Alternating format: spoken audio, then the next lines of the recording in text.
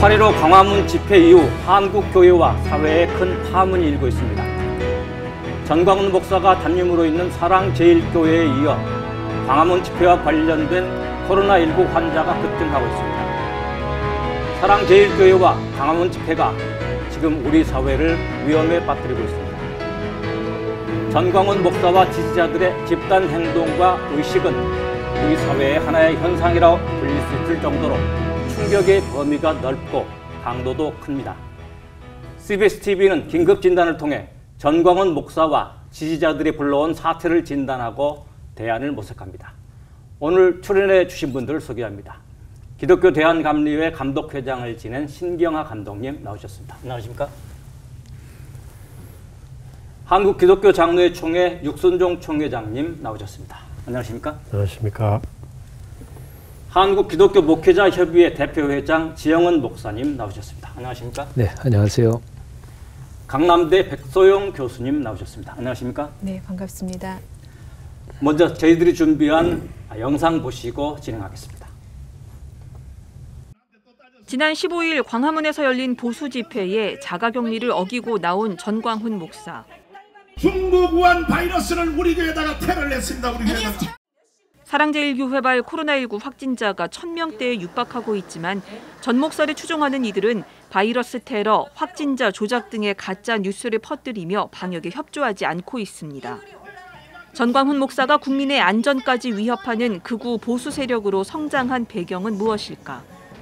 전광훈 목사는 대통령 탄핵 이후 진보 정권으로 바뀌면서 주목받기 시작했습니다. 예배, 기도회라는 이름으로 벌이는 정치 집회.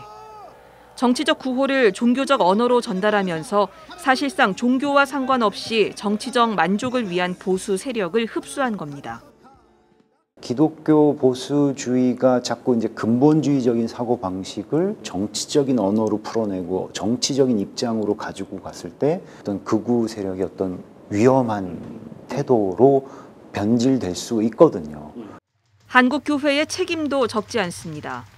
전광훈 목사는 보수연합기관인 한국기독교 총연합회 대표회장이 되면서 자신의 행보에 날개를 달았습니다. 하지만 전 목사의 극우 정치적 언행에 교계 지도자 어느 누구도 제동을 걸지 않았습니다. 대부분 묵인과 방조로 사실상 동조한 셈입니다. 전면에 나서기 싫은 것도 있었을 거고, 두 번째는 그러나 내가 저기에 특별히 반대할 이유도 없다라는 이제 침묵, 암묵적 동의였던 거예요. 전광훈 목사만의 어떤 일탈이라고 보기에는 일반 비개신교인들이나 이제 우리나라 국민들이 그럼 교회는 뭐 했냐 이렇게 말하는 비판에서 자유롭지 못하다. 지금의 전광훈 사태에 한국교회가 책임지기 위해서는 공론의 장에서 보다 합리적인 의사소통에 나설 필요가 있습니다. 공론장에서 우리 집회할 거야, 우리 자유야, 우리 권리야 라고 해놓고서 그냥 하고 싶은 말을 다 하는 거예요. 사회에 어떤 영향을 주는지, 사람들이 어떻게 생각하는지에 대한 고려가 너무 없는 거죠. 다른 데서 교회를 어떻게 바라보고 사람들이 어떻게 행동하고 말하고 서로 소통하고 갈등을 해소해 나가는지 그런 부분을 좀 참조하면서 한국 사회의 어떤 영향력 있고 책임 있는 일원으로 좀 남아줬으면 하는 그런 바람이 있습니다. 감염병 상황 속에서 한국교회는 교회도 사회 공동체의 일원임을 고백했습니다. 더 이상 일방적인 주장과 대결 구도가 아닌 논의와 대화가 가능한 시민성의 확보가 중요해 보입니다. 광화문 집회를 보면 기독교 세력이 중심이 된 반정부 집회다. 또 코로나19 전파의 위험이 있는데도 대규모로 열렸다. 또 지역에서도 많이 참여해서 결과적으로 지역 감염이 한 원인이 된 집회인데 이 집회를 어떻게 봐야 될까? 먼저 신경하 감독님 어떻게 보십니까? 저는 먼저 한국교회를 평생 동안 섬겨온 원로 목사로서 오늘에 나타나고 있는 한국교회의 모습에 대해서 너무 죄송한 마음, 부끄러운 마음, 아주 공범자 의식으로 죄송한 말씀을 먼저 드립니다.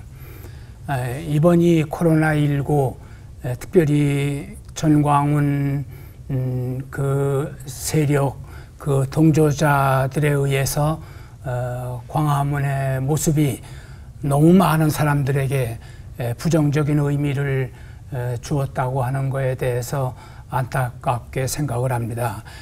이러려고 우리가 자유를 얻은 것인가, 자유에 대해서 너무 방종하고 잘못된 모습, 우리들 스스로가 자유를 걷어찬 그런 모습을 보게 되면서 안타깝고, 국민들의 언어가 소통이 되는 그런 광장을 어지럽히는 일들, 그런 일들이 일어나서는 안 되겠다 하는 그런 생각을 하고 있습니다. 네, 육순종 총회장님.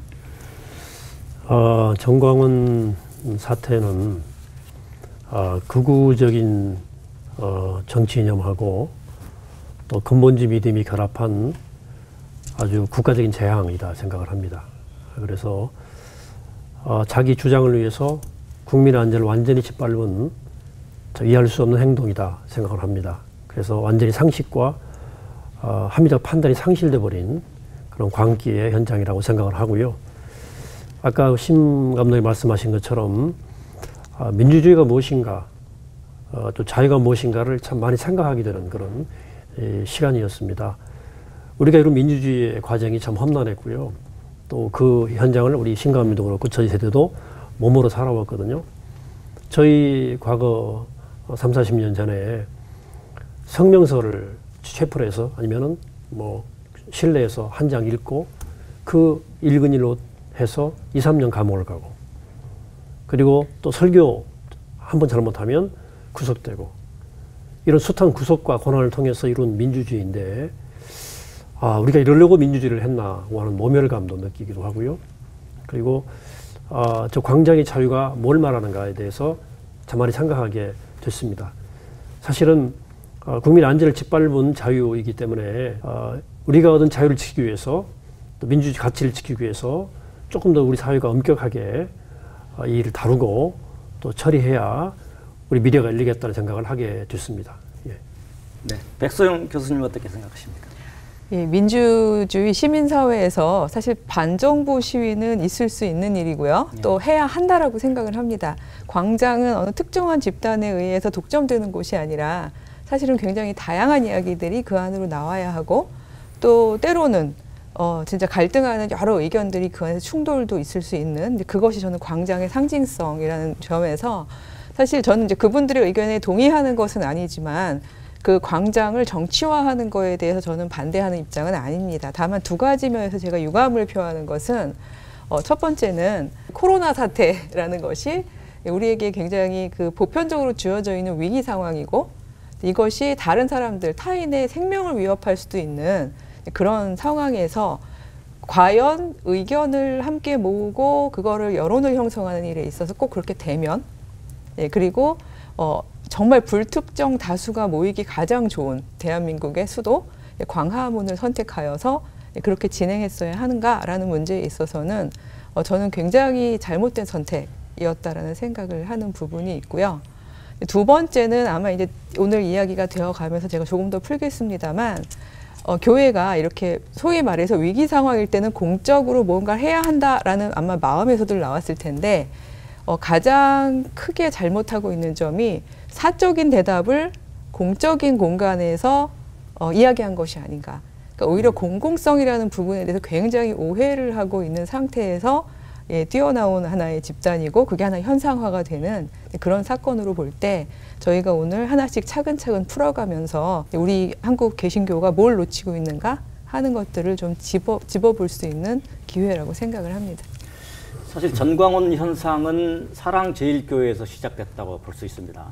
사랑제일교회 예배 때 그 집회와 비슷하고, 광화문 집회는 사랑제일교회 예배의 확대판이라고 볼 수 있는데, 그런 의미에서 그 사랑제일교회 예배 어떻게 봐야 될까요? 뉴스를 통해서 전광훈과 또 그를 따르는 사람들의 그 행동, 그 모습을 많이 지켜보면서 그냥 가짜, 또 저주, 욕설, 뭐 이런 것이 아주 그냥 난무하는 그런 그 분위기이기 때문에 하나님이 그것을 원하실까? 그리고 그런 것을 지켜보는 일반 사회 사람들이 이 교회 공동체를 어떻게 이해할까? 그러면서 그 사람들로 인하여 교회가 무너지는 소리가 들리는 듯 너무 부정적인 교회에 대한 전통적인 우리 한국 교회에 대한 부정적인 의미를 많이 심어주었다. 정치에 이용되고 있는 모습에 대해서 아주 부끄럽게 생각을 하고 있습니다. 광화문 집회의 특징을 보면 극단적이라고 할까요? 이걸 우리 신앙인의 입장에서 어떻게 봐야 될까요? 지영은 목사님. 2000년 기독교 역사 속에서 늘 굉장히 중요한 주제가 이거는 거의 반복된 주제인데요. 이거는 정치와 종교의 문제입니다. 그러니까 아주 옛날 오래된 표현으로 하면 왕좌와 그리고 재단. 현대적인 용어로 정치와 종교의 문제인데 근대 민주주의 법치 국가에서는 일반적으로 종교의 자유가 다 인정돼 있고 그리고 그에 따라서 이른바 정교 분리 이게 이제 민주주의 법치 국가의 일반적인 원칙이지요. 그런데 지금 전광훈 목사나 그 지지자들 또 거기서 나타나는 그 현상은 제가 보기에는 기독교 신학적으로 가장 커다란 문제는 기독교의 복음을 정치적인 도구, 수단으로 전락시켰다. 이제 그게 저는 본질적으로 가장 커다란 문제라고 보고요. 그리고 무엇보다 신앙적으로 보면 아까 우리 신 감독님께서 말씀을 해주셨습니다마는 기독교는 근본적으로 예수 그리스도의 성품, 인품, 사람의 변화 요구하고요. 그다음에 제도와 구조의 변화 이게 늘 기독교는 같이 이게 진행이 된 거라고 보는데요. 뭐 구약부터 신약 기독교 역사에서도. 근데 결정적으로 전광훈 현상에서 나타난 비기독교적인 요소를 얘기하란다면 공격성, 남을 향한 분노, 그리고 폭력적인 성향, 그리고 아주 강한 비난, 거칠고 독한 거. 이거는 어떻게 봐도 기독교 신앙에서 예수 그리스도의 인품을 담는 것이 기독교 신앙의 아주 쉽게 보면 가장 본질적인 요체인데 그거하고는 거리가 멀다는 거죠. 그래서 전광훈 목사와 그 지지자들 여기에서 나타나는 그 현상은 기독교적으로 아무리 생각해봐도 이거는 기독교하고 거리가 멀다 이렇게 생각이 되고요. 그리고 중요한 요점 하나는 이런 현상이 그 집단에 대한 문제만은 아니다. 이게 우리 사회랑 전반적으로 다 저는 얽혀 있다고 보고 좀 더 폭넓은 틀에서 이거를 분석해야 된다고 봐요. 그러니까 나랑 의견이 다른 어떤 의견을 접하면 즉시로 아주 강한 비난, 독서를 퍼부어대고 심지어 공격성을 보이는 거는 그 집단만이 아니라 우리 사회 일반적인 현상입니다. 이거는 여러 종류의 사회관계망 서비스, SNS가 일반화되면서 나타난 사회 현상이라고도 보는데요.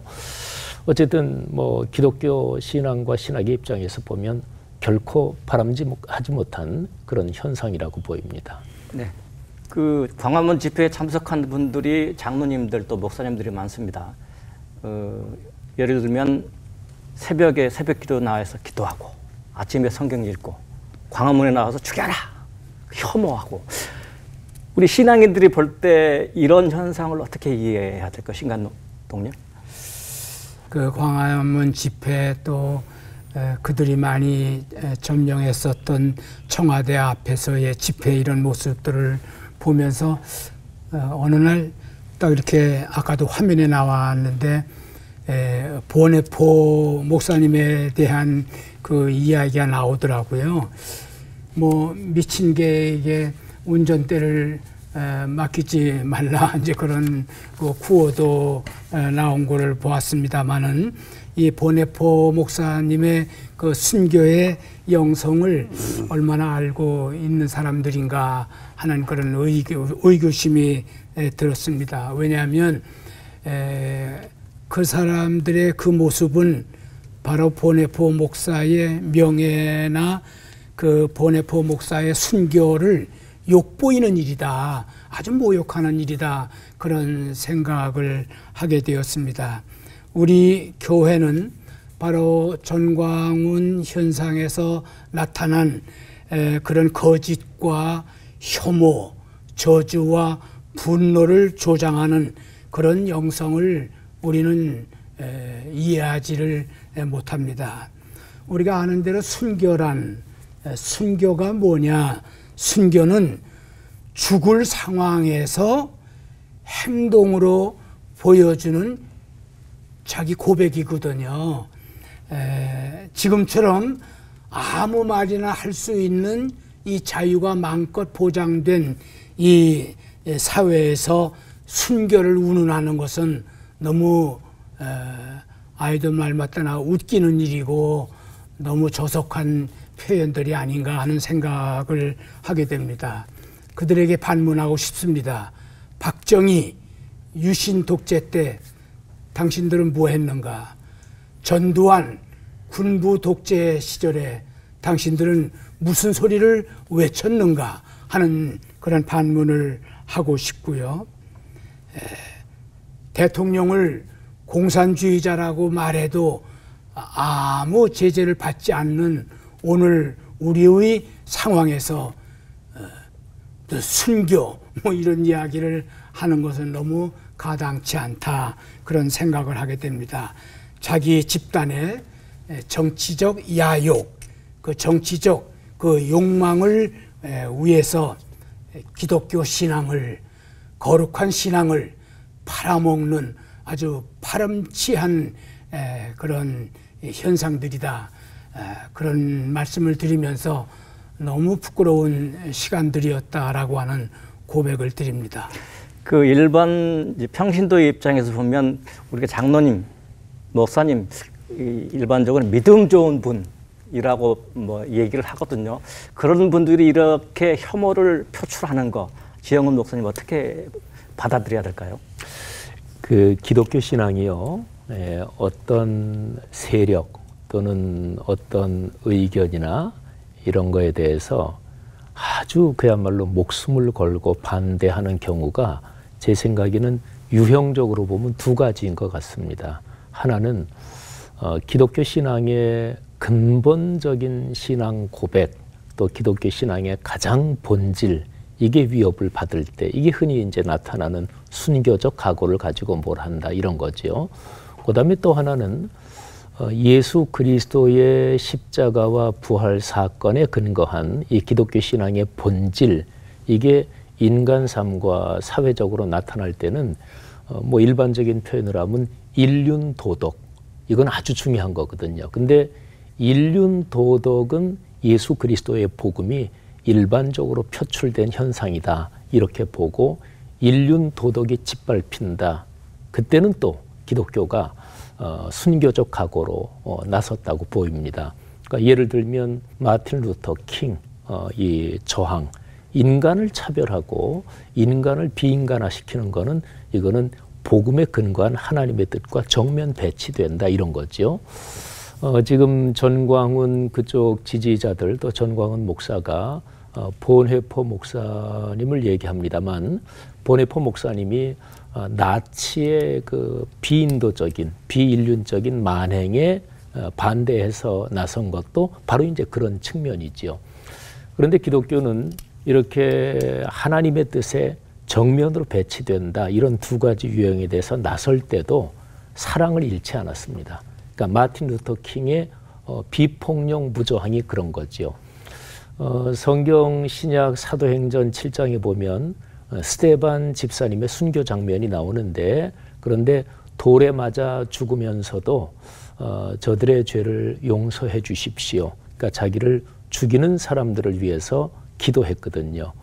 로마서 말씀에도 악으로, 아니 선으로 악을 이기라고 그랬거든요. 그러니까 기독교의 이게 이제 세상을 바꾸는 힘이었다고 봅니다.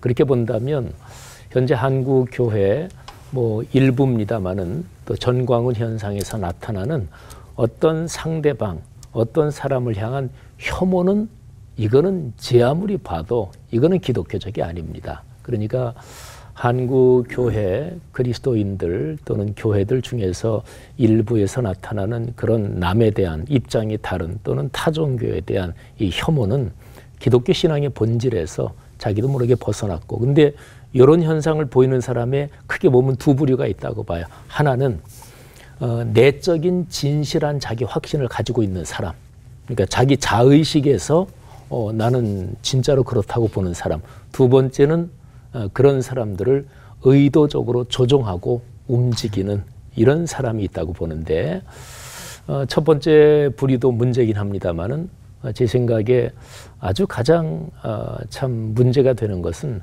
이런 종교적 심리적 메커니즘 또는 이런 식으로 종교를 움직이면 이 세력을 끌어당길 수 있다고 전략적으로 생각하고 그렇게 끌고 나가는 그 사람들은 진짜로 사회의 암적인 존재다, 이렇게 생각합니다. 광화문 집회 이후에 나타난 현상 중에 하나가 그 속인다. 나 광화문 집회 가지 않았어. 그리고 검사 안 받을래. 라는 현상들인데, 이런 현상 어떻게 봐야 될까요? 육순종 총회장님. 예. 마치 그 신천지의 모략거리를 생각하는 연상케 하는 행동들이거든요. 거짓말해도 괜찮고, 목적이 수단을 정당화하는 그 전형적 케이스입니다. 근데 이제 되게 목적이 수단을 정당화할 때 동원되는 그 의식이 있죠. 그건 상대가 절대 악일 경우입니다. 상대가 절대 악이고 악의 축일 경우에 목적이 수단을 정당화시킨다. 없어야 되니까, 추방해야 되니까, 이런 생각이죠. 그래서 실제로 상대를 악의 축으로 설정하고 있죠. 그래서 우리 정부는 끌어내릴 정부고 타도의 대상이고, 이건 절대 악처럼 선동을 해서 이제 나갈 때 우리가 거짓말할 수도 있다. 의식이 작동되고 있는 그런 문제라고 생각하고요. 그런 어떤 의식 속에는 우리 국가적인 위기를 극복하는 K 방역도 못마땅한 거죠. 이렇게 자꾸 확진자가 줄어들고 세계적으로 나라가 빛나고 국뽕 현상이 일어나고, 이거에 대해서 당연히 불편했다고 생각합니다. 그래서 이쪽 굉장히 문제가 많다. 그래서 이 현상은 굉장히 좀 고민스러운 지점이고요. 우리가 극복해야 된다. 반대로 저희도 이제 고민을 많이 하는데, 저희도 이제 교단도 거기에 추방하라 라고 성명도 냈지만, 이게 사실은 추방이란 말을 쓰긴 썼지만 극복의 대상이다.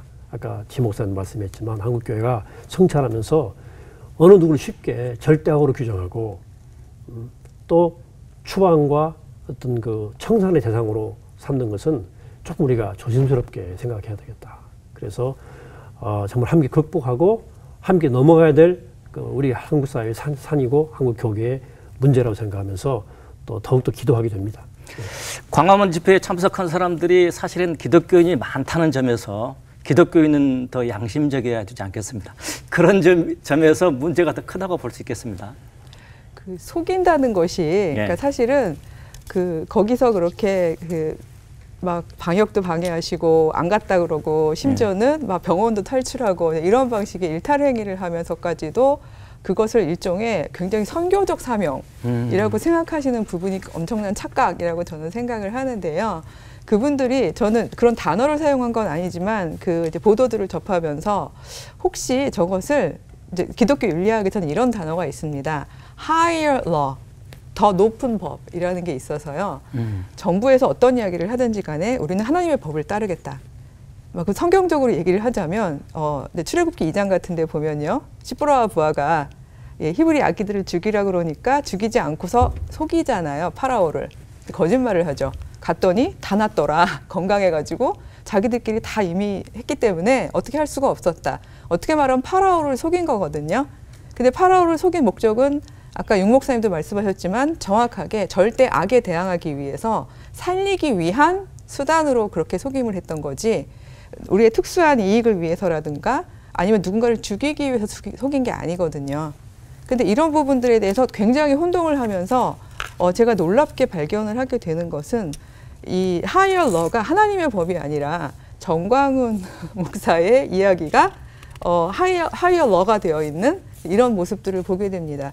그 분위기에 휩싸이고 심취하다 보니까 본인도 그거를 진짜로 신학적으로 믿어서 그렇게 얘기한 건 아닐 거예요. 되게 논란이 되었던 이야기 있었죠. 하나님도 까불면 나한테 혼난다 이런 표현을 썼었는데 본인이 실제로 그렇게 믿었다고 생각하지는 않습니다. 하지만 그렇게 사실 우리는 카톨릭하고 다르게 하나의 종교적 대표성을 갖는 상징물이 한 명이 없는 상황이잖아요. 개신교는.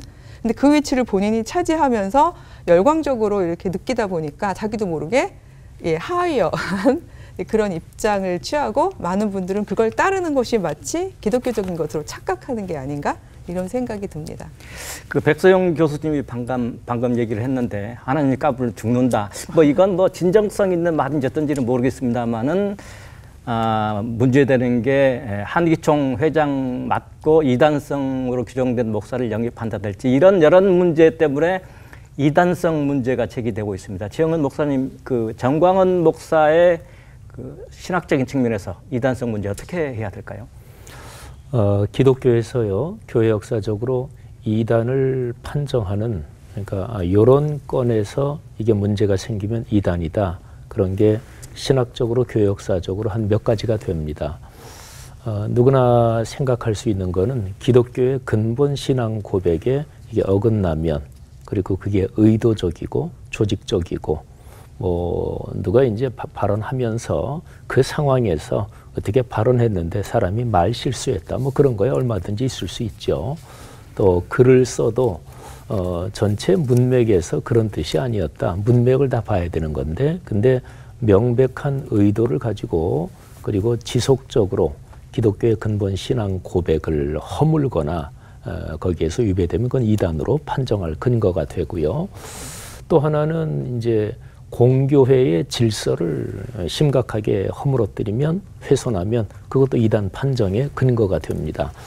그 다음에 또 하나는 기독교가 어느 사회에서 다수 그룹이 됐을 때, 그러면 기독교는 소수 그룹일 때도 빛과 소금으로서 사회의 공공선을 위한 책무가 있지만, 다수 그룹이 되면 그건 말할 것도 없잖아요. 근데 다수 그룹이 됐을 때 어느 집단이 그 사회의 공공 질서를 심각하게 훼손한다. 그것도 이단 판정의 기준이 됩니다. 그리고 지금 무엇보다 아주 중요한 것은 예수 그리스도의 복음을 정치적인 도구로 이용하고 또는 전락시켰다. 근데 이거는 좀 애매하긴 합니다. 뭐 각 교단이나 또는 기독교 신앙을 가진 사람들이 자기의 사상적, 이념적 스탠스가 각각 다르니까. 근데 전반적으로 보기에 이건 너무나 명백하다. 그러니까 복음을 말하자면 어떤 이념이나 특정 정치 그 집단의 이 도구로 전락시켰다. 이게 지속적으로 명백할 경우에는 저는 그것도 이단을 판정하는 기준으로 볼 수 있다. 그렇게 생각을 합니다. 그래서 각 교단들에서 사실은 전광훈 목사에 대해서 이단성 또는 이단 옹호자로서 그렇게 규정해야 된다. 그거는 사실은 당장 어제 오늘의 얘기가 아닙니다. 벌써 몇 년 된 얘기지요. 그러니까 한국 교계 그 교단들에서 이 문제에 대해서 일단은 교회와 연관된 문제에 대해서는 교회가 심도 있게 논의를 하고 또 판정하고 규정할 게 있으면 명백하게 입장을 취해야 된다고 봅니다. 네. 어떻게 보면 이단성 문제보다도 더 심각할 수 있는 게 6개월 신학 과정을 거치면 목사 안수를 준다. 이거 어떻게 봐야 됩니까, 신 감독님? 세상에 어디서 그런 일이 있을 수 있겠는가 그렇게 의문을 갖지만, 그러나 오늘 우리의 상황은 그런 일들이 너무 비일비재하다 하는 이야기죠. 목사 수준이 교회 수준이다. 그런 이야기가 있지 않습니까? 군사훈련을 제대로 받지 않은 사람이 장교가 된다거나, 해부학을 공부하지 아니한 의사가 수술을 한다거나, 상상만 해도 어림도 없는 일인데, 그 어림도 없는 일들이 지금 한국 교회 한 모퉁이에서는 일반화되고 있다. 너무 안타까운 일입니다. 어떻게 해서든지 간에 우리 한국 교회가 교회됨을 회복하려면 이 목사 제도, 목사 안수 이런 과정을 철저하게 다시 돌아보면서 회복하지 아니하면 정말 이 위기에 태초가 없겠다 하는 그런 아주 이렇게 마음을 가지게 됩니다. 네, 그 교인들의 입장을 한번 생각해 볼까요? 속옷 벗으면 충성한다. 그런데 교인들 아멘 합니다. 그 충성이라고 봐야 될까요? 제가 2013년도에 사실은 정광훈 현상이라고 해서 하나로만 한 건 아니지만 그 정광훈 목사가 했던 그 망언들을 직접 인용을 하면서 분석을 하고 단행본으로 낸 경험이 있습니다만 너무 빨리 냈나 봅니다.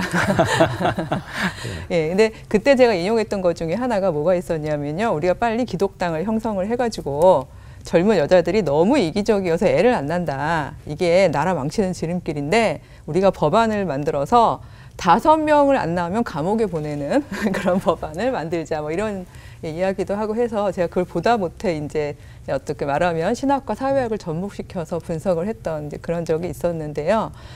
일단은 저는 이런 모든 단어들이 기독교 복음의 핵심도 놓치고 있고요. 사회 이해도 놓치고 있는 둘 다 놓치고 있기 때문에 나올 수 있는 말들이라고 생각을 합니다. 그 속옷을 내릴 정도로 진짜 불합리함에도 불구하고 목사님이 하신 말씀이기 때문에 순종을 하라는 이거를 신앙으로 등치시킨 건데요. 사실 평신도가 아마 이 자리에서도 제가 여성이고 평신도이기 때문에 순종이라든가 혹은 아멘 이런 단어를 제일 많이 들어본 입장이 되겠습니다만 목회자에게 순종하는 이유는 목회자가 하나님의 말씀을 대변하는 그런 그 직분을 온전히 수행할 때 순종을 하는 것이지 신앙인들이 궁극적으로 저희가 아멘 해야 되는 건 하나님의 뜻인 거잖아요. 그러니까 한 인간에 대한 순종이 아닌 거죠.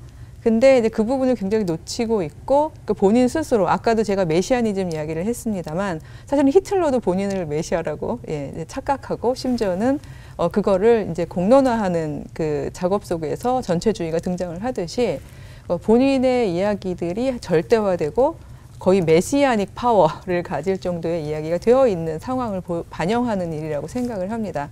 그래서 많은 젊은 자매들도 그렇고 제 또래의 집사님, 권사님들도 저한테 와서 제일 많이 호소하는 게 그 부분이거든요. 어디까지 목사님의 말씀에 순종해야 합니까? 예, 저는 언제나 답을 합니다. 하나님의 말씀일 경우에만 하나님의 뜻에 해당하는 말씀일 경우에만 아멘으로 순종하십시오. 네. 그 부분에서는 거절을 해야 되는 내용들이죠. 네. 광화문 집회와는 직접 관련은 없습니다만은 지금 우리 교회에서 나타나고 있는 현상 중에 굉장히 민감하게 받아들여야 될 것이 일반적인 상황은 아니고 지금 이 상황에서 우리는 대면 예배를 드려야 할 것인가? 예. 어떻게 해야 될까요? 온라인 예배 전혀 신학적으로 문제가 없죠. 그리고 예배는 태도가 문제이지 그 장소의 문제가 아니라고 예수님도 말씀하셨거든요. 이 산도 말고 예루살렘도 아니고 너희가 영과 진리로 옛날 번역은 신령과 진정으로 예배할지니라 말씀처럼 예배의 태도가 중요한 거죠. 그리고 사실은 예배가 생명 같다고 그러는데요. 성경 어디에도 예배를 생명이라고 표현한 것이 없습니다.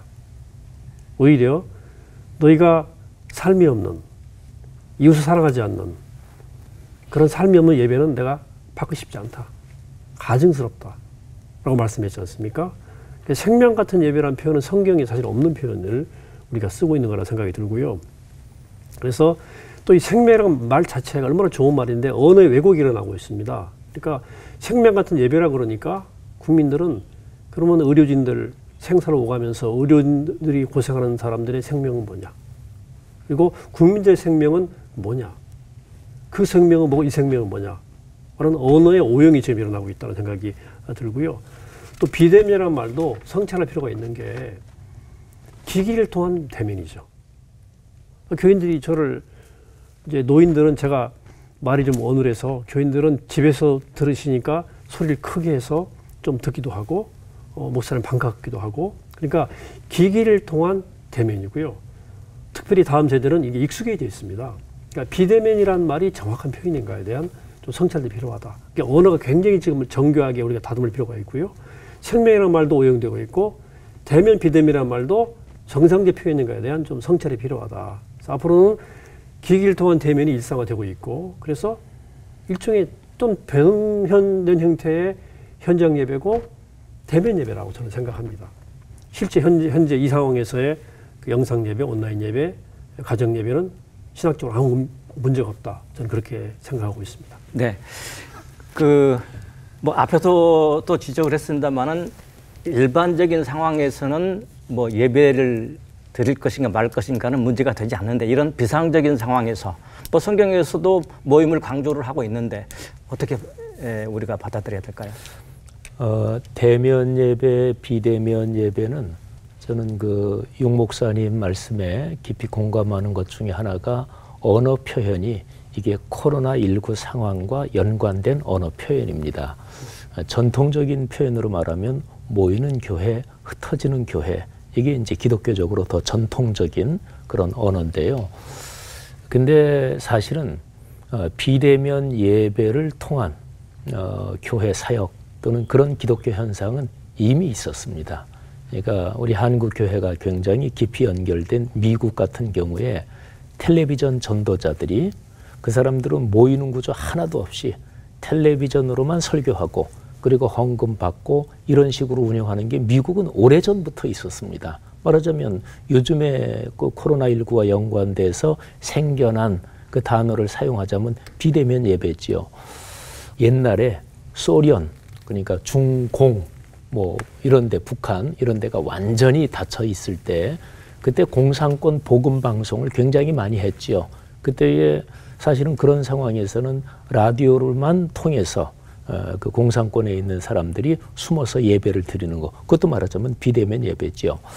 근데 저는 아까 말씀드린 대로 언어 표현에서 대면 비대면보다 모이는 교회, 흩어지는 교회 또는 모여서 드리는 예배 그리고 일상의 삶에서 그리스도인답게 사는 게 그게 흩어져서 그 자체가 예배다. 이거는 기독교 신앙의 역사를 보면 아주 명백하다고 봅니다. 그 주전 587년에 그 예루살렘이 남왕국 유다가 바벨론에 망하거든요. 예루살렘이 아주 초토화됐죠. 그런데 그 당시에 이스라엘의 그 신앙 형태는 예루살렘에 있는 성전 중심이었습니다. 근데 초토화돼서 성전도 다 파괴되고 흩어지거든요. 근데 그때의 구약의 하나님 신앙이 중단됐느냐? 그러지 않았습니다. 그들은 이제 기록된 말씀을 가지고 있었고, 그래서 기록된 말씀, 그 말씀 중심의 신앙이 됐지요. 그래서 생겨난 게 회당입니다. 근데 그 후에 우리 예수 그리스도 사건 이후에 기독교가 또 예루살렘 중심으로 모여 있었는데 그게 또 흩어집니다. 사도행전 7장, 8장 여기에 나오거든요. 근데 초기 기독교 현상에서 초기 기독교 현상은 역시 또 예루살렘에 이게 집중돼 있었던, 그러니까 기독교라는 것이 유대교하고 어떤 차이가 있는지 자의식이 분명하지 않았습니다. 근데 큰 박해가 나면서 예루살렘에서 사방으로 흩어지거든요. 그러면서 기독교가 흩어지는 구조 속에 다시 한번 이게 이제 깨닫게 되는 거지요. 하나만 더 말씀드리면 1517년 종교개혁이 일어나는데 마르틴 루터, 뭐 대표적인 종교개혁자죠. 루터가 이런 얘기를 합니다. 사제가, 그 당시는 이제 프로테스탄트가 이제 생기기 전이니까 중세 카톨릭, 그게 이제 기독교입니다만은 사제가 미사를 집전하고 그리고 뭐 신자들을 위해서 뭐 축성을 하고 이런 것만 거룩한 게 아니다. 근데 사제가 그렇게 하면서도 마음에 진정한 신앙이 없으면 그거는 아주 세속적인 행위다.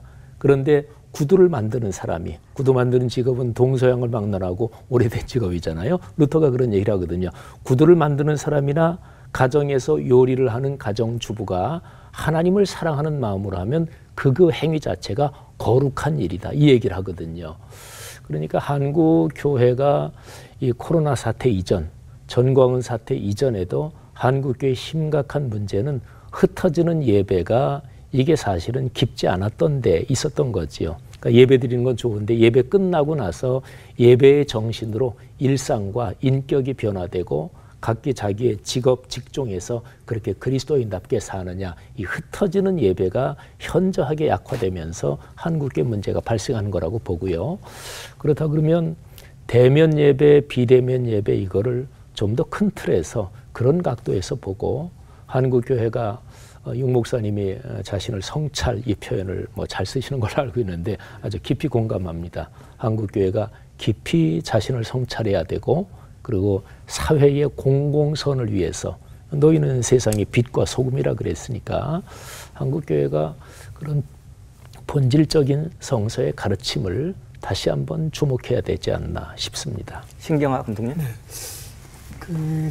요즘 대면 예배, 비대면 예배로 인하여 우리 목회자들 간에 여러 가지 갈등과 또 문제 제기하는 사람들이 많이 있는 것, 저는 100번 이해를 하면서도 지금은 이 코로나19로 인하여 비상 시대를 살고 있지 않는가, 그런 상황을 전제하면서 이럴 때 우리 교회, 우리 목회자들이 대면 예배 주장하기 전에 오히려 먼저 우리 목회자들이 교회가 스스로 선택을 했으면, 비대면 예배로 선택을 했으면 얼마나 좋았을까, 그런 아쉬운 마음을 가지고 있습니다. 누가 뭐라고 하든 지금 우리나라 이 코로나19 이 사태에 교회로 인하여 이 전염병이 전달되어지고 있다라고 하는 거 우리 국민이 다 알고 있는 상황인데, 이거에 대한 책임도 우리 교회가 가져야 되고, 그렇기 때문에 우리 교회가 더 조심스럽게 내 생명이 소중한 것처럼 너의 생명도 소중한다. 그래, 이웃 사랑이라는 말은 이웃의 생명을 지키고 보호하는 그런 자세를 우리가 가져야 되지 않나. 이 책임적 존재로 이 시대를 살아가야 되지 않겠나. 그런 아주 마음을 가지면서 내가 선 자리가 거룩하고 내가 예배하는 자리가 거룩했으면 좋겠다. 예수님께서도 말씀하셨죠. 이 산에서도 말고 예루살렘에서도 말고 영과 진리로 예배할지니라. 내가 지금 있는 그 자리에서 우리 지 목사님의 말씀처럼 흩어지는 움직이는 성전으로서 어디 가든지 간에 생명을 살리는 그런 모습이 진정한 예배가 아닌가, 저는 그런 생각을 합니다. 네, 우리가 여러 가지 얘기를 했습니다마는 전광훈 목사 그리고 지지다, 교회에만 그치는 것이 아니고 전국적으로 나타나는 현상이기 때문에 하나의 현상으로 볼 수 있는데, 이런 현상들 우리 기독교인들은 앞으로 어떻게 해야 될 것인가? 백소영 교수님부터. 세 분 목사님 이야기를 이렇게 경청하면서 듣다 보니까요, 매일의 예배 이런 키워드가 얼른 떠오르게 되는데요. 그러니까 초대교회 당시에도 전염병이 창궐을 했었거든요. 그럼에도 불구하고 기독교인의 숫자가 점점 늘어났었어요. 근데 그 원인 중에 하나로 꼽는 역사학자들이 설명하는 것 중에 하나가, 기독교인들이요, 그 전염병 때문에 죽어가는 가난한 사람들, 제대로 된 처치를 받지 못하는 사람들, 그 전염병이 창궐하기 때문에 생계를 유지할 수 없는 사람들, 그런 사람들에게 기꺼이 다가갔다는 거예요. 그래서 그때 당시에 기독교인들의 별명이요, 위험을 무릅쓰는 사람들이라는 별명을 가지고 있었습니다. 그러니까 다른 사람들이 볼 때 저 사람들은 도대체 저 위험한 데를 왜 가지? 살리려고 뛰어갔던 사람들이거든요. 근데 그 모습을 보면서 경험적으로 많은 사람들이 기독교 안에 생명을 살리는 내용, 기쁜 복음의 내용이 있구나 라고 알면서 오히려 교인들이 되었던 그런 역사가 있었다라고 제가 읽었던 기억이 있는데, 어떻게 말하면 지금 우리가 가장 필요로 한 그리스도인들의 삶의 자세는 내가 사는 그 지역 안에서 나는 어떤 방향을 향하여 정말 매일의 예배를 드릴 것인가, 그것을 생각하면서 구체적인 실천을 할 때 많은 비그리스도인들이 저희들 지금 땅바닥에 떨어져 있는 어떤 이런 개신교인들에 대한 이런 슬픈 위상을 좋게 바라봐 주는 어떤 변곡점이 될 것 같기도 하고요. 또 더 나아가서는 기독교 복음에 관심을 갖게 되는 그런 계기가 되지 않을까, 그렇게 생각을 합니다. 네, 육순종 총회장님. 아까 지 목사님도 흩어지는 교회를 말씀하셨는데 맞고요. 성육신적 영성으로 살아가야 될 시대가 됐다. 인카네이션이 하늘이 땅이 되신, 또 육신이 되신 그리스도의 삶. 주기도문도 뜻이 하늘에서 이루어진 것처럼 땅에서 이루어지이다. 그래서 결국은 하나님의 뜻이 이루어질 최종 타겟은 땅이거든요. 우리 현실이고 이 성육신의 영성으로 우리가 이제 살아가야 될 과제를 이 시기에 안게 되었다는 생각을 가지고요. 제가 이번에 그 청와대 지난 주중에 대통령과의 만남을 통해서 함께 많은 대화를 나눴는데요. 그날 제가 뭐 언론에는 일부만 소개됐지만 제 옆에 앉아 계시던 구세훈 사령관, 장마리 사령관께서 하시는 말씀이 제가 기억에 남아요. 뭐라고 말씀하시냐면 구세군은 복음의 정신에 따라서 오래전부터 창기 때부터 복음의 뜻을 따라서 어려운 이웃들 곁에 서서 사랑을 나누는 것이 우리들의 정체성이었다. 그러면서 우리가 지금 비대면 시대고 예배하지 못하지만 우리는 우리 삶의 현장에서 어려운 이웃들을 돕고 그들과 함께 삶을 나누면서 우리의 정체성을 더 확인해 가겠다라고 하는 말씀을 하는데 울림이 있었어요. 아, 저렇게 살면 되는 거다. 그래서 우리가 우리 삶 가운데서 그리스도를 나누고 전하는 그 흩어지는 교회로서의 삶이 새롭게 시작되는 시점이 됐다는 고민을 가지게 되고요. 물론 이제 모이는 교회가 중요하긴 합니다. 왜냐하면 흩어질 수 있는 힘과 에너지를 모이는 교회가 주는 거거든요. 그래서 앞으로는 교인들이 교회를 그리우면 나올 것 같아요. 그러니까 필요하면 집에서 예배 드리고 힘들면 집에서 있고 정말 오프라인이 그리우면 나올 텐데 그 교회 나왔을 때 하이타치가 일어나야 되거든요. 예배의 영감, 예배의 도전, 이게 확실하게 더 주어질 과제가 교회의 고민이 되는 겁니다. 그래서 모일 때 정말 제대로 모일 수 있도록 교회가 노력을 해야 되고 스스로 설 수 있도록 많은 걸 제공해 줘야 되고 그래서 아마 이 모이는 교회와 흩어지는 교회가 밸런스를 잘 맞추면서 새로운 신앙 형태를 우리가 만들어갈 수 있도록 함께 고민하고 기도해야 될 문제가 과제가 생겼다. 저는 그렇게 생각하고 있습니다. 네, 신경화 감독님. 우리들이 지금 일어나고 있는 여러 가지 현상들을 보면서 하나님은 어떻게 생각하실까? 하나님이 정말 뭐를 기뻐하실까? 그런 생각을 하게 됩니다. 우리 교회 공동체, 우리 신앙 공동체는 예배하는 공동체일 뿐만 아니라 동시에 이웃을 사랑하고 또 이웃을 섬기는 공동체, 타자를 위한 존재로서의 교회가 아닌가 그런 생각을 하면서 그러기에 우리는 끊임없이 이웃의 생명과 안전을 위해서 평화를 만들어가는 이 파수꾼의 역할을 다 해야 되겠다 하는 생각을 하게 됩니다. 동시에 우리의 이 흐트러진 여러 가지 이지러진 모습들을 보면서 교회됨을 다시 회복하는 이 기본, 교회의 기본, 이 목회자들의 기본, 이 기본으로 좀 다시 돌아가는 그런 전환점이 되었으면 이 위기를 극복해 나갈 수 있지 않겠나 그런 바람을 갖고 있습니다. 네.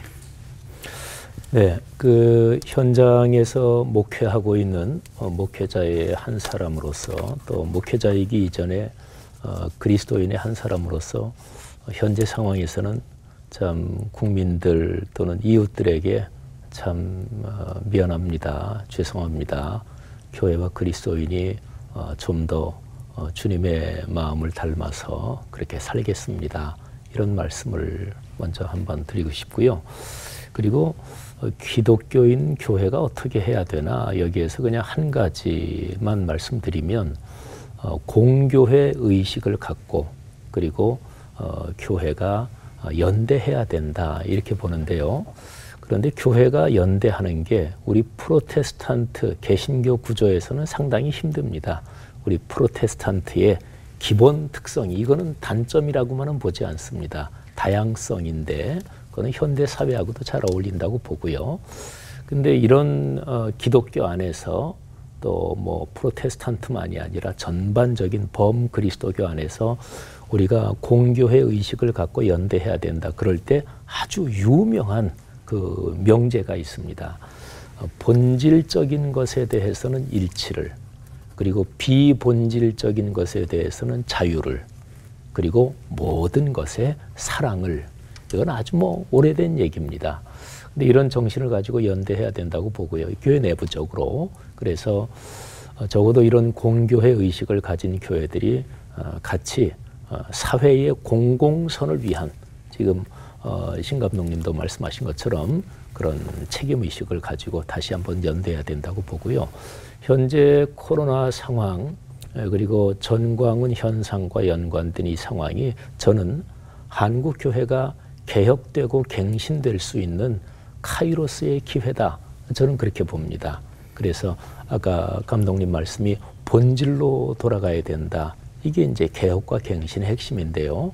그래서 저는 가만히 생각하고 기도하면서 하나님께서 한국교회가 새롭게 될 수 있는 아주 좋은 기회를 섭리적으로 허락하신 게 아닌가 그런 생각을 합니다. 네. 이른바 기독교 극우 세력의 집단 행동이 당장 멈추지는 않을 것 같습니다.